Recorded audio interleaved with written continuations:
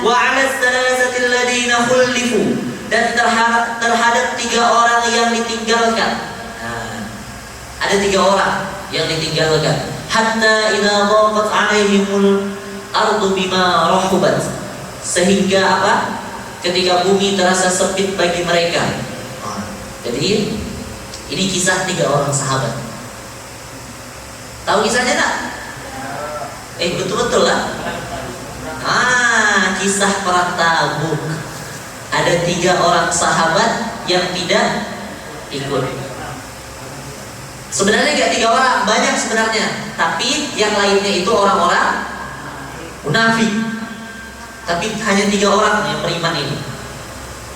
Nah, siapa mereka 3 orang yang beriman ini? Siapa? Ka'ab bin Malik. Habis itu Bilal bin Umayyah. Habis itu Murarah bin Rabi'. Nah, ada catatan ya? Hafal memang? Udah pernah dibahas di mana? Siapa yang pernah bahas? Oh, di Quran. Oh, Masya Allah. Quran yang mana tuh? Di sini gak ada. Betul lah ya. Tapi yang menjadi sorotan nanti di kisah ini, yang paling menjadi sorotan itu cuma 1 orang. Ada yang tahu siapa?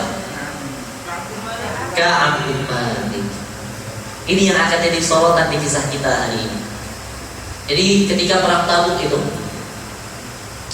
ada sebagian kaum muslimin, walaupun di antara kaum muslimin ini ada juga yang mukminin, ada juga yang munafik ya. Ada yang beriman, ada yang munafik. Ada beberapa orang yang tidak ikut perang Tabuk. Tahu perang Tabuk perang yang mana deh? Perang Tabuk itu perang yang mana? Oke, yang Galih Parit ke perang apa? Alhamdulillah. Boleh nanti kita tambah wawasan perang di zaman Rasulullah nih. Ketika Rasulullah menjadi panglima. Boleh ya, nanti kita bahas. Oke, ketika di perang Tabuk ada sebagian orang muslim itu tidak ikut hadir perang, walaupun nanti ada yang beriman, ada yang munafik memang. Tapi antara orang-orang yang tidak ikut itu ada orang-orang beriman 3 orang. Maka datanglah semuanya minta maaf. Semua kaum muslimin yang tidak ikut perang Tabuk itu minta maaf kepada Allah, kepada Rasulullah. Tetap minta maaf, tapi dengan beralasan. Dan Rasulullah nanya, apa yang menghalangi kalian dari jihad fisabilillah? Apa yang menghalangi kalian untuk pergi turun ke perang Tabuk? Maka menghadaplah orang-orang munafik yang pertama. Kan mereka sekongkol nih. Jadi mereka tuh sebelum menghadap Rasulullah diskusi dulu. Ini bahaya nih kita dipanggil Rasulullah. Kalau kita tidak punya alasan yang bagus, maka Rasulullah akan murka pada kita. Bahaya, karena jihad ini pahalanya besar. Kalau kita nggak ambil, berarti Rasulullah akan marah. Alasan apa ya yang cocok ya? Alasan apa ya yang bagus ya? Diskusi mereka, bikin alasan.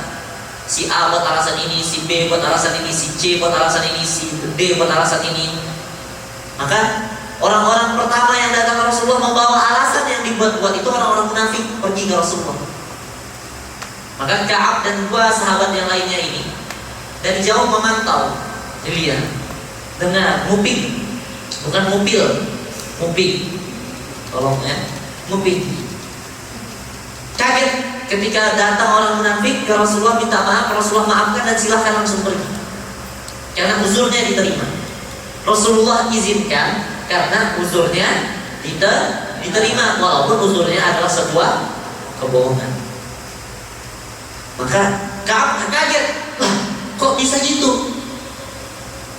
Maka kemudian, tak lama kemudian setelah itu datanglah seorang Ka'ab kepada Rasulullah. Ya Rasulullah, sebenarnya aku tak berani berbohong. Ka'ab udah bilang, saya nggak berani berbohong. Kalaulah ada di antara kaum muslimin ini yang bisa membohongimu, maka akulah orangnya. Karena Ka'ab itu punya kelebihan public speaking dan kemampuan negosiasi yang tinggi. Jadi Ka'ab ini seorang diplomat luar biasa nanti. Karena dia bisa ngelobi orang. Dia punya kemampuan negosiasi yang bagus banget. Maka kalau seandainya mau membohongnya Rasulullah, maka Ka'ab adalah orang yang paling bisa. Maka sampai beliau bilang begitu, kalaulah saya ingin berbohong, saya pasti adalah orang yang paling bisa meyakinkan diri. Tapi saya tak pengen melakukan itu. Saya tak mau jika seandainya engkau ridho dengan kebohongan saya, tapi Allah murka kemudian hari. Tidak mengapa. Dan saya takut begini, kata Ka'ab, engkau hari ini berhasil, misal saya bohong, tapi Allah Maha tahu. Dan saya takut engkau murka karena Allah bukakan kebohongan saya langsung di hadapan. Maka engkau akan murka luar biasa pada saya.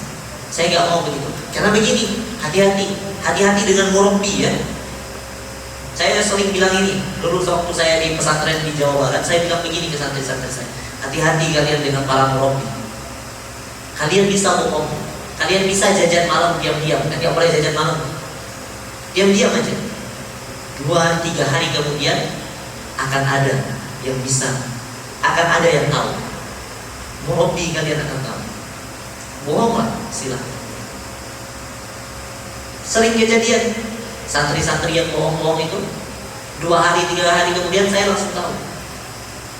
Ada aja jalan Allah untuk kasih tahu itu, pasti ada. Maka Ka'ab takut sekali saat itu. Daripada Allah bukakan aib ini, kata Ka'ab, mending engkau marahi sekarang, saya mendapatkan murkamu tapi Allah ridho.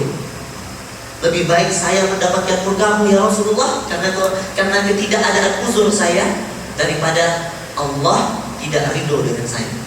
Maka ya Rasulullah, saya tak punya uzur. Langsung beliau bilang, saya tidak punya uzur. Saking jujurnya. Apa yang Rasulullah lakukan setelah itu? Memaafkan? Tidak semudah itu dan khususnya tetap di boykot. Makanya lanjutkan ayatnya, hatta idza dhaqat 'alaihimul ardu bima rahabat wa dhaqat 'alaihim anfusuhum wa dhannu an la malja'a min Allah illa ilaihi. Sehingga ketika bumi terasa sempit bagi mereka, ketika itu karena diboykot. Berapa lama pemboikotannya? Ada yang tahu? 40 hari. Diboykot 40 hari, kata Rasulullah, tidak ada yang boleh ngomong ke Ka'ab, tidak ada yang boleh ngomong ke yang lainnya, 2 orang sahabat lainnya.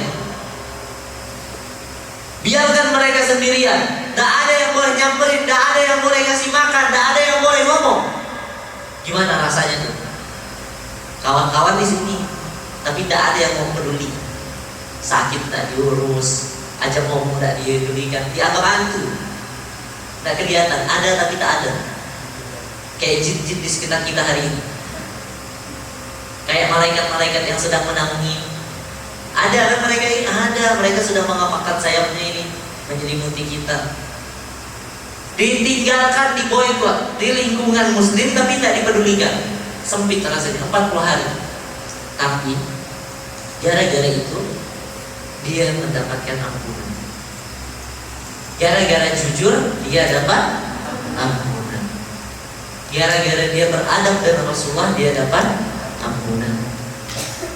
Rasulullah memaafkannya walaupun harus diuji 40 hari, Allah memaafkan. Kepenting berarti apa nilai yang mau ditanamkan dari kisah ini? Nanti kita dapatnya di surah An-Nur. Satu yang mau ditanamkan dari kisah ini, kalau ada apa-apa selalu izin.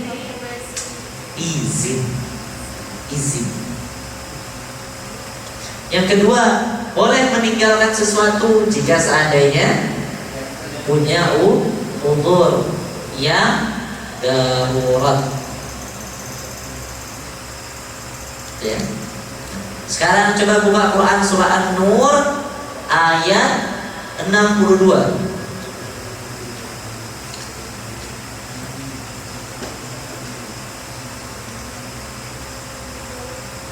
Bismillahirrahmanirrahim. Innamal mu'minuna alladhina amanu billahi wa rasulih. Orang yang disebut sebagai orang mukmin, innamal mu'minun. Siapa yang disebut orang muslim? Kata Allah, alladzina amanu billahi wa rasulih, yaitu mereka yang beriman kepada Allah dan Rasulnya. Wa idza kanu ma'ahu وَإِذَا كَانُوا مَعَهُ عَلَى أَمْرٍ جَامِعٍ لَمْ يَذْهَبُوا حَتَّى يَسْتَأْذِنُوهُ. Oke. Dan apabila mereka berada bersama-sama dengan dia, yaitu Muhammad, dalam suatu urusan, mereka tidak meninggalkan Rasulullah sebelum meminta izin kepadanya. Jadi tidak boleh meninggalkan Rasulullah sebelum minta izin. Tidak boleh meninggalkan pondok sebelum minta izin. Tidak boleh meninggalkan ustaz, asatidz, kiai sebelum ada izin. Itulah kenapa kadang kalau ada bagian saya standby di sini, diam, walaupun saya punya urusan. Adabnya begitu, selalu minta izin. Makanya ada majelis ilmu kan tidak beranjak sebelum gurunya beranjak, atau gurunya suruh beranjak. Silakan, baru. Tapi kalau dia ngobrol standby ya, dia berarti diam. Itu mahal. Ketika dilihat oleh orang-orang luar, itu mahal. Karena kemarin Ustaz Ridwanullah ya, Ustaz Hamid dan kawan-kawan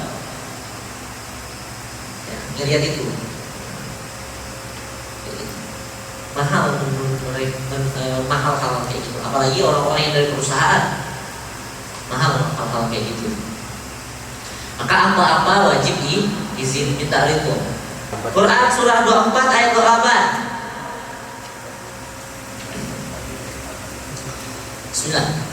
Dan jika kamu tidak menemui seorang pun di dalamnya, maka janganlah kamu masuk sebelum kamu mendapatkan izin. Dan jika dikatakan kepadamu oleh sang pemilik yang punya otoritas, kata orang itu, kembalilah, jangan, batalkan, maka hendaklah kamu kembali. Itu lebih suci, itu lebih baik. Allah Maha mengetahui apa yang kamu kerjakan. Nah, maka ini akan jadi patokan SOP nanti setiap ada perizinan yang sifatnya tidak harian, gitu ya, izin. Kecuali memang ada umur, seperti sebagaimana burung pun punya uzur. Tapi tetap aja, dan jangan bohong. Jangan bohong nanti kalau ada izin apa keluar dan sebagainya, jangan bohong. Kalau bohong, wallahi Allah kasih petunjuk lewat lisan orang, lewat lisan tetangga, lewat lisan siapapun, pasti Allah kasih. Maka lebih baik jujur tapi menyakitkan. Tidak apa-apa dihukum di dunia daripada dihukum di akhirat. Tidak apa-apa dapat murka saya marah pun cuma bentar kan. Sering kan lihat saya marah, apalagi kawan-kawan di kantor kalau kerjaannya tidak beres, marah. 5 menit kemudian belikan beng-beng, 5 menit kemudian belikan kintal. Kayak gitu doang. Lebih baik dimarahin kayak gitu daripada bohong dapat murka Allah. Dan itu nggak selesai sampai nanti di akhirat. Maka saya menghargai semua bentuk kejujuran. Jujur aja. Ada yang pedokin motor, ada yang bikin baret motor dan mobil, jujur. Ada yang merusakin kamera, jujur. Bukan tentang siapa yang ganti rugi, tapi mahalnya arti sebuah jujur aja. Ada yang mecahin kaca, jujur. Antum gak mampu ganti rugi pun, ya udah, semampunya berapa, nanti yang lain tinggal patungan. Orang-orang pondok ini, antum santri-santri ini semuanya peduli kok.